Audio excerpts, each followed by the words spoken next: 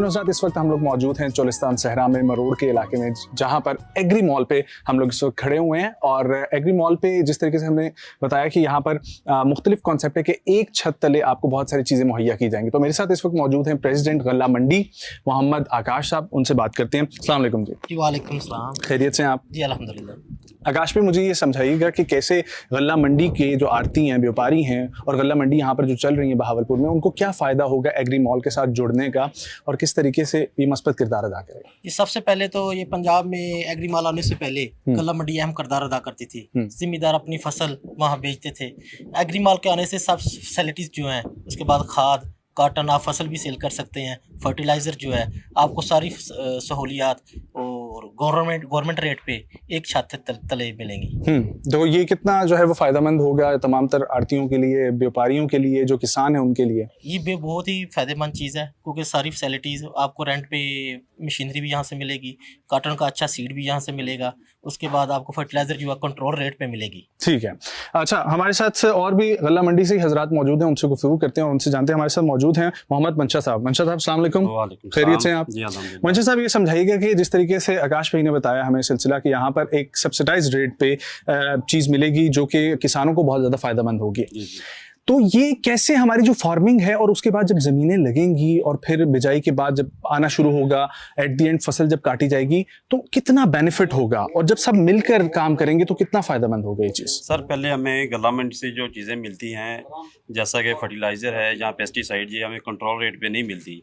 ये जो agree mall जो बन रहे हैं हमारे, एक तो हमारे ये रकबे के बिल्कुल नज़दीक बन रहे हैं, हमें इसमें जो कैरेज का जो है मामला, वो भी हमें इसमें भी जिनके क्या मिलेगा, अपना सहूलत मिलेगी ना जी। और दूसरा ये यहाँ पे हमें जो मिलेगा अपना क्या कहते हैं, खाद मिलेगी और बीज अच्छा मिलेगा आपको। हाँ जी, ज़रियालात मिलेंगे और जो मशीनरी मिलेगी ना जी, वो हमारे लिए बहुत मुफीद होगी। और खासतौर पर पेट्रोल पंप का भी जो कहा जा रहा है, पेट्रोल पंप नज़दीक होने की वजह से हमें डीजल का जो प्रॉब्लम होता था कि शॉर्टेज का, वो भी हमारा हल हो जाएगा जी। ठीक हो गया। अच्छा, मेरे साथ एक और भाई मौजूद हैं, मोहम्मद तनवीर साहब। ठीक है, हमारे साथ मौजूद तनवीर भाई, ये बताइएगा कि अब जिस तरीके से हमने ये सिलसिला देखा है कि उन्होंने बताया कि एक छत तले आपको तमाम तर चीज़ें मिल रही हैं, कॉर्पोरेट फार्मिंग, ठीक है, उसका भी बहुत ज़्यादा कहा जा रहा है, तो उससे कैसे जो है ना वो ये सिलसिला चलेगा? हमारे किसान भाई कैसे आपस में जुड़ेंगे? और उनको जोड़ने के लिए ये एक नेटवर्क यहाँ पर मौजूद है जो सबको जोड़ रहा है, तो ये कितना मस्बत होगा हमारी काश्तकारी के लिए और ख़ासतौर पे सहराई ज़मीन के लिए? माशाल्लाह, ये जो ग्रीन पाकिस्तान प्रोजेक्ट है, ये बहुत ही अच्छा एक मंसूबा है गवर्नमेंट पंजाब और पाक आर्मी के तावन से ये जो प्रोजेक्ट है जो चल रहा है, इसके अंदर ये जो ज़मीनें हैं ये गैर आबाद पड़ी हुई थी कई सालों से। इस प्रोजेक्ट से ये जो सारी ज़मीनें हैं आबाद हो जाएंगी और फार्मर्स जो है इनके अंदर एक नई जो है खुशहाली नज़र आएगी देखने में। और इस इलाके के अंदर बहुत सी डेवलपमेंट इस प्रोजेक्ट के तहत हो रही हैं। और ये जो एग्री मॉल का प्रोजेक्ट है, ये भी इनका एक बहुत ही अच्छा मंसूबा है, जिसके अंदर तमाम फार्मर्स को तमाम चीज़ें एक ही छत के नीचे मिलेंगी और कंट्रोल रेट पे मिलेंगी। लास्ट ईयर जो है वो गंदम का जो अपना सीड था, वो एक बहुत मेन इशू था, अच्छी क्वालिटी का सीड नहीं मिल रहा था। इसके अलावा जो फर्टिलाइज़र थी वो भी जो है वो कंट्रोल रेट पर मिल नहीं रही थी। इससे जो है वो इस प्रोजेक्ट के जरिए तमाम की तमाम चीज़ें गवर्नमेंट रेट पर और अच्छे रेट के अंदर मिलेंगी। दूसरा जो है इस इलाके के अंदर जो डेवलपमेंट हो रही है, ये जो है मेन जो है वो ये ऐसे ही जैसे एक जन्नत बन रही है इस चोलिस्तान के अंदर। यहाँ पे जो है हर तरफ ग्रीनरी नजर आएगी। ये जो गैर आबाद इलाका है, ये इंशाल्लाह ताला 2-3 साल के अंदर सरसब्ज़ दिखाई देगा।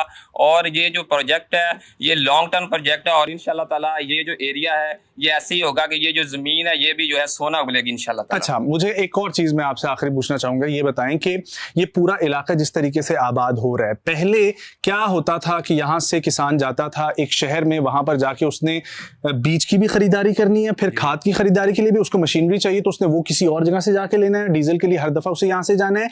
ये कितना जो है ना वो कॉस्ट इफेक्टिंग आप लोगों के लिए है कि आप लोगों की बचत कितनी हो रही है इसमें? ये जो है ट्रांसपोर्ट का इशू जो है ना, इसके ऊपर एक्सपेंसेस बहुत ज़्यादा हैं। अगर फ़र्ज़ करें यहाँ से चोलिस्तान से एक ट्राली जो है वो खाद लेने के लिए मरोड़ में जाती है, तो उसका जो पर जो बैग है कास्ट जो उसका जो एक्सपेंसेस है वो तकरीबन 150 से 200 रुपए पर बैग के एक्सपेंसेस हैं। और इसी तरह डीजल के ऊपर भी एक्सपेंसेस हैं और सीड के ऊपर भी। जब भी वो एक चक्कर लगाता है तो उसका जो है 30 से 35 हज़ार रुपया एक चक्कर का जो है वो खर्चा आता है।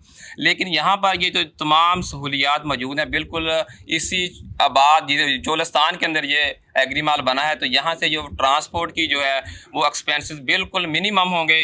जो है वो मेरे ख्याल में यहाँ से ये सारे रकबे के साथ ही ये लगते हैं, तो यहाँ पर जो एक्सपेंसेस तकरीबन जो 10 गुना कम हो जाएंगे। ठीक हो गया, बहुत शुक्रिया तनवीर भाई, आपने मेरे ख्याल है बहुत अच्छे तरीके से बता दिए कि किसानों के जो मसले मसाइल हैं उनका हल होगा, और फिर उसके बाद जो है इन्होंने ये बता दिया कि एग्री मॉल में क्या क्या क्या चीजें जो है वो यहाँ पर मुहैया होंगी और कैसे ये कॉस्ट इफेक्टिव होगा तमाम तर पाकिस्तान के लिए, इस इलाके के लिए, किसानों के लिए और पाकिस्तान को आगे इकॉनमी को बूस्ट अप करने के लिए।